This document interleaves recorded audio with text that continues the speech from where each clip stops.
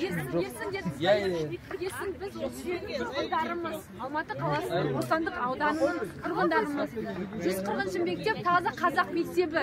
Бірақ ол жерде бала саны 38 бен 42 бала саны болып тұр. Менің ұлдарым 65 мектепте оқиды.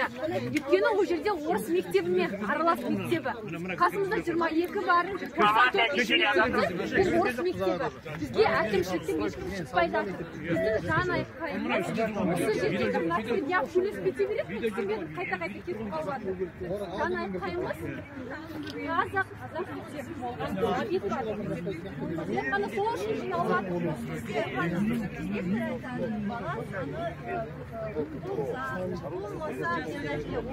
Орыс сыныптарды аш деп жатыр да, соларды кеше олар біз талап етіп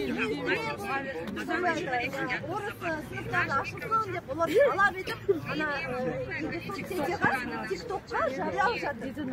Сонда біз үндемей отырмыз. Олар ана мектепке келіп айғай-шу шығарып, ана жылы біздің атымызды директорымыз кабинетіне кіріп айғайлап, орысты естіп угрожать етіп кетті. Біз түкте дейміз, біз жиналып едік, біз олар кеше талап етіп, сонда біз үндемей отырмайық деп, біз де шықтық. Неге біз орыс сыныбын ашамыз деп, бізде мектеп жоқ, қазақ тілінде біздің мектеп деп, бір мектеп жоқ.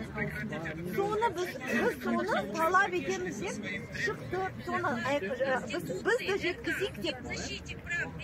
Бұл жаңа кісі жақсы